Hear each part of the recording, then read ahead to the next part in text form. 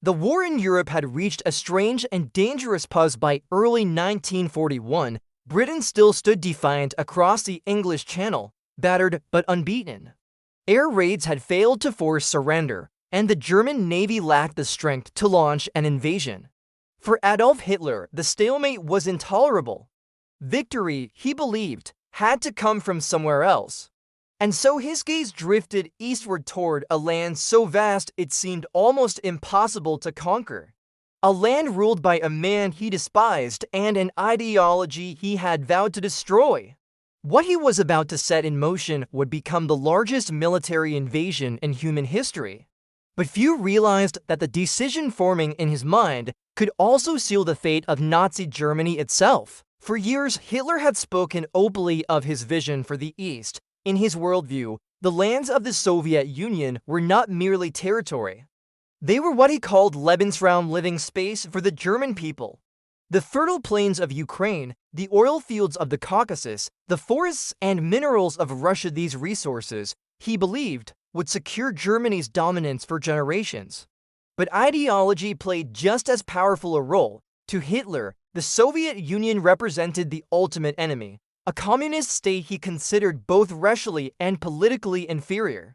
Destroying it was not simply strategy, it was destiny. During the winter and early spring of 1941, Hitler withdrew to the quiet isolation of the Bavarian Alps. At his mountain retreat, the Berghof, perched high above the village of Berchtesgaden, he spent long hours studying maps that stretched across entire tables.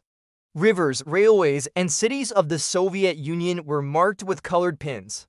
Around him gathered Germany's top military planners, each tasked with solving a problem of almost unimaginable scale. How could millions of soldiers move across thousands of miles of hostile territory and win? The plan they crafted would soon be known as Operation Barbarossa. It was more than an invasion, it was a gamble of staggering proportions. The German army would launch a lightning assault across a front stretching nearly 2,000 miles. Hitler believed the Soviet Union would collapse like a house of cards, its armies shattered before winter arrived. But among his generals, quiet doubts lingered. They understood the size of Russia, they understood its winters.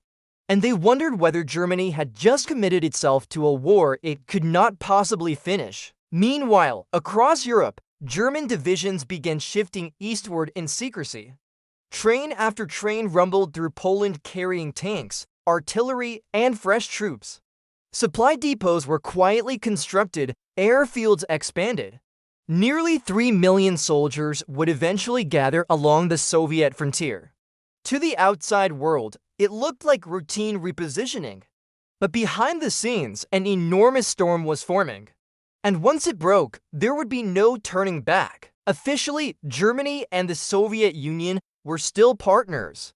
The Molotov-Ribbentrop Pact remained in force, and trade between the two nations continued. Soviet trains delivered grain, oil, and raw materials to Germany's war machine. In Moscow, Joseph Stalin believed maintaining this fragile relationship was essential. His nation, despite its immense size, was not ready for another major war. Yet beneath the surface, the Soviet military was in deep trouble. Only a few years earlier, Stalin had unleashed a brutal purge against his own officer corps. Thousands were arrested, imprisoned, or executed on suspicion of disloyalty. Nearly 3/4 of the Red Army's senior commanders vanished. Those who replaced them were often inexperienced and terrified of making mistakes. Discipline remained rigid, but confidence was shattered. The Red Army still possessed enormous manpower and equipment, but its leadership had been hollowed out. From Berlin's perspective, the moment seemed perfect. A massive army stood ready, an ideological enemy appeared weakened, and the vast resources of the Soviet Union beckoned like an irresistible prize. But before Hitler could unleash his Eastern Crusade, one dangerous vulnerability remained. Germany's southern flank stretching across the unstable Balkans was far from secure, and events there were about to force Hitler into a sudden and violent detour that would change the timetable of his entire invasion. Before we continue deeper into this story, if you enjoy immersive historical narratives like this, Consider subscribing and liking the video. It helps more people discover these stories and supports the creation of more documentaries like this. By the spring of 1941, the machinery of war was already turning toward the east. German divisions had been quietly assembling along the Soviet frontier for months.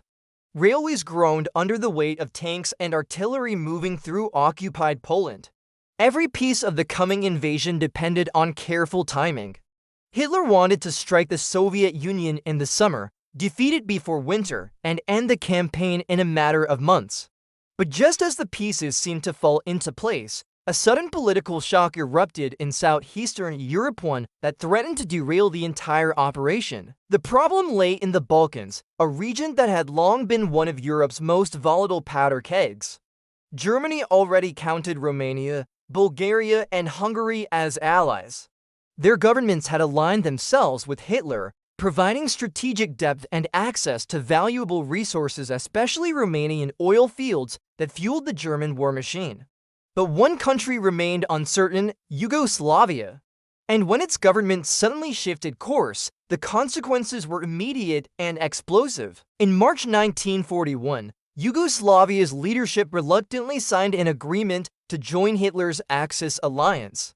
It was a move meant to preserve peace and avoid invasion. Yet the decision sparked outrage inside the country. Only days later, a group of pro-British military officers launched a dramatic coup in Belgrade, overthrowing the government and rejecting the Axis Pact. Overnight, a nation that Hitler believed was under his influence had turned against him. Worse still, this new regime appeared sympathetic to United Kingdom, Germany's most stubborn enemy. To Hitler, the betrayal was intolerable. At a furious meeting with his generals, he made his intentions clear.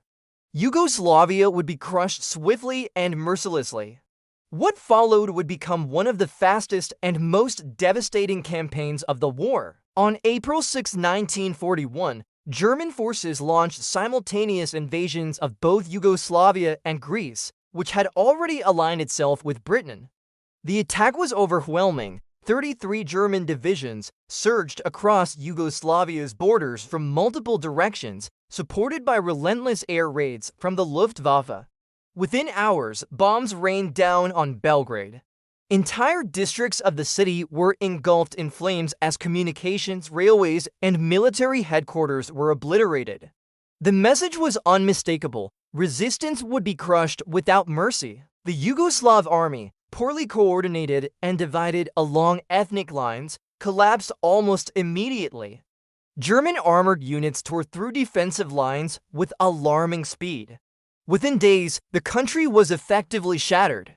On April 12th, German troops marched into Belgrade. The campaign had lasted less than a week. The nation disintegrated into occupation zones controlled by Germany and its allies. But Hitler's forces were not finished yet. Further south, another battle was unfolding in the rugged mountains of Greece.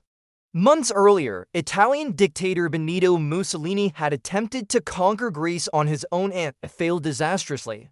Greek forces had pushed the Italians back into Albania, humiliating the Axis alliance. Now Hitler was determined to restore its reputation. German armored divisions and airborne troops struck with devastating efficiency. British forces rushed to aid Greece, but they were outnumbered and outmatched. Within weeks, German troops swept through the country. On April 27th, German soldiers entered Athens. The Greek campaign had lasted barely 3 weeks. Across the Balkans, resistance collapsed almost as quickly as it had begun. From a military perspective, the operation was a stunning success. Germany had eliminated two potential threats on its southern flank with lightning speed. The region was now firmly under Axis control, and the path toward the Soviet Union was secure, yet there was a hidden cost. The Balkan campaign had delayed the invasion of the Soviet Union by several critical weeks. At the time, few German leaders considered this significant. Summer still lay ahead, and the Wehrmacht remained confident that victory in the East would come swiftly. But history would later reveal that those lost weeks would prove far more important than anyone realized, because now the final preparations could begin. Millions of soldiers stood waiting along the Soviet border. Thousands of tanks were fueled and ready, aircraft sat poised on forward airfields.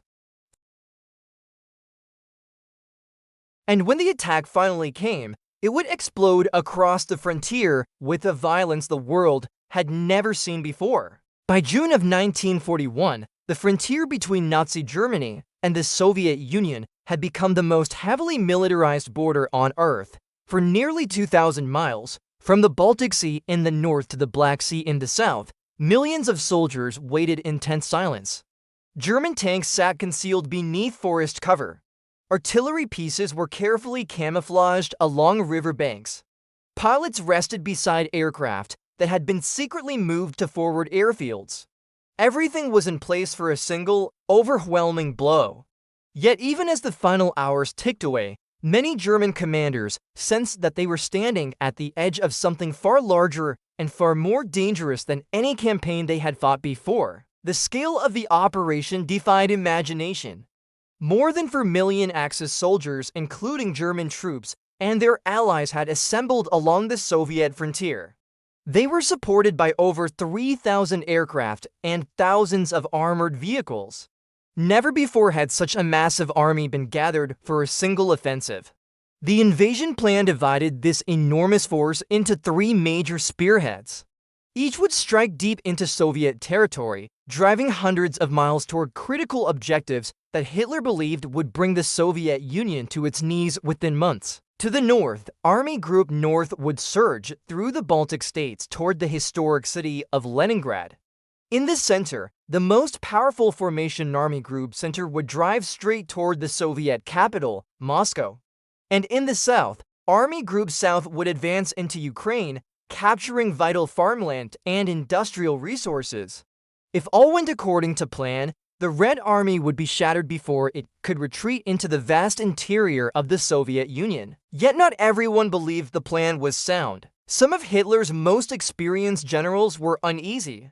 They understood that Germany's armies would be spread across an enormous front. Supply lines would stretch hundreds of miles. And if the Soviet Union did not collapse quickly, the Germans could find themselves fighting a prolonged war deep inside hostile territory.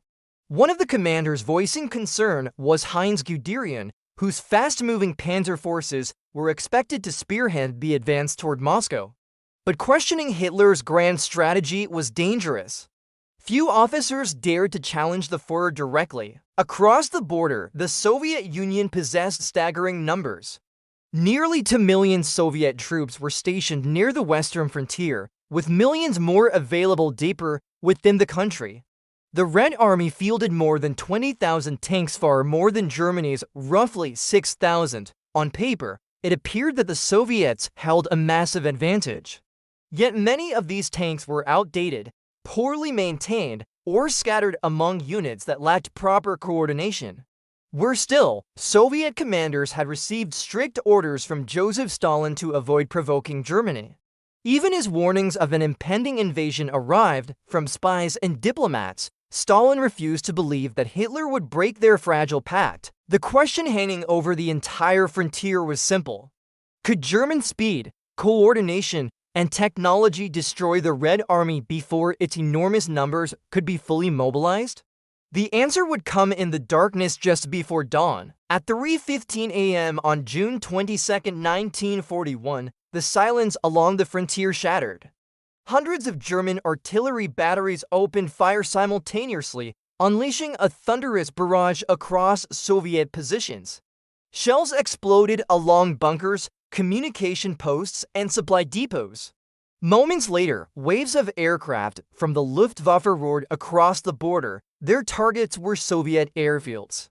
In a devastating surprise attack, dozens of aircraft were destroyed on the ground before they could even take off. As explosions lit the horizon, German ground forces surged forward. Infantry units crossed rivers under cover of artillery fire. Engineers rushed to build bridges for advancing tanks. Along the Bug River, columns of German soldiers poured into Soviet territory, beginning the largest land invasion in history. Within hours, chaos spread across the Soviet defenses. Communication lines collapsed. Entire divisions lost contact with headquarters. Many Soviet commanders were unsure whether the attack represented a limited border clash or a full-scale war. By the time clarity arrived, German panzer divisions were already racing deep into Soviet territory. The speed of the advance was astonishing. Within days, German armored columns had penetrated dozens of miles beyond the frontier, encircling Soviet forces in massive pockets. Entire armies were suddenly cut off, trapped between rapidly moving German spearheads. The Red Army was staggering under the shock of the assault. To German commanders, it appeared that their gamble was already paying off, but the vastness of Russia had not yet begun to reveal its true challenges. And even as German forces celebrated their early victories, the seeds of a catastrophic miscalculation were already being planted. Before we continue, if you're enjoying this deep dive into the dramatic opening of the Eastern Front, don't forget to subscribe and like the video. It helps more people discover these stories and allows us to keep bringing history to life through powerful documentary storytelling. The opening days of the invasion produced results that stunned even Germany's most optimistic commanders. The Soviet frontier defenses crumbled almost immediately under the weight of the German assault. Entire Red Army units were caught off guard, their communications severed and their supply lines shattered. German armored divisions surged forward in long, relentless columns, cutting deep into Soviet territory. The doctrine of Blitzkrieg, fast-moving armor supported by aircraft and mobile infantry, was working exactly as planned. To observers watching from Berlin, it appeared that the Soviet Union was collapsing in real time. Within just 2 days, German panzer units had advanced more than 50 miles beyond the frontier. Soviet counterattacks were attempted, but they were poorly coordinated and quickly crushed. German commanders repeatedly encountered Soviet formations that seemed unsure of their orders. In some cases, Soviet troops fought bravely. In others, entire divisions surrendered in confusion.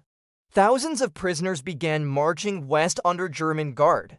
For the Wehrmacht, the early stages of the campaign felt eerily similar to the victories they had achieved in France the previous year. Above the battlefield, the Luftwaffe dominated the skies. Soviet aircraft, many destroyed on the ground during the first hours of the invasion, struggled to mount an effective defense.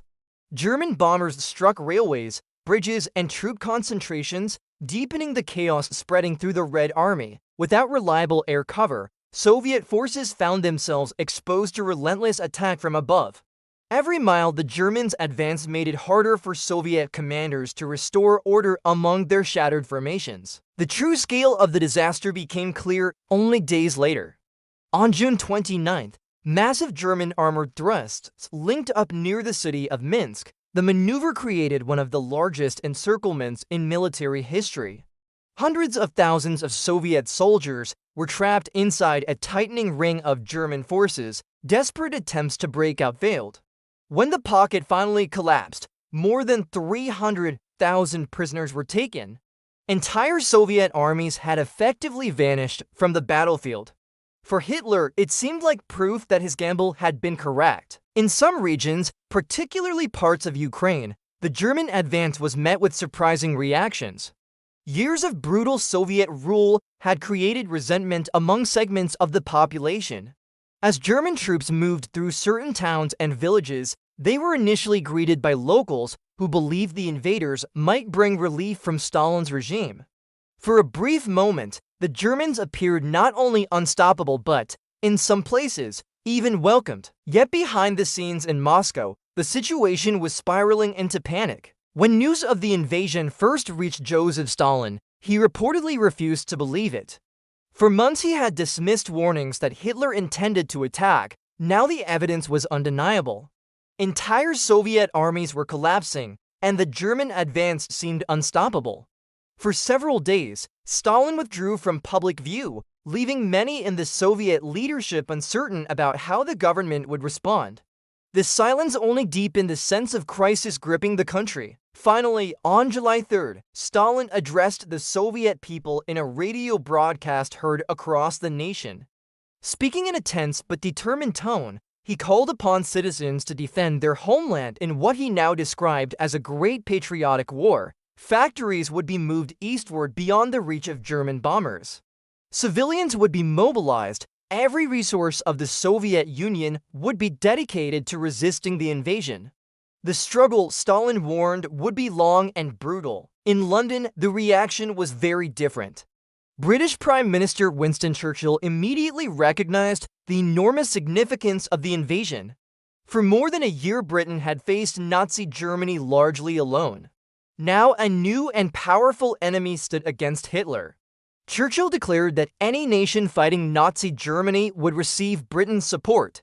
Soon, British diplomats traveled to Moscow to sign a treaty of cooperation with Soviet Foreign Minister Vyacheslav Molotov. But there was little Britain could do immediately beyond sending supplies. Meanwhile, the German advance continued.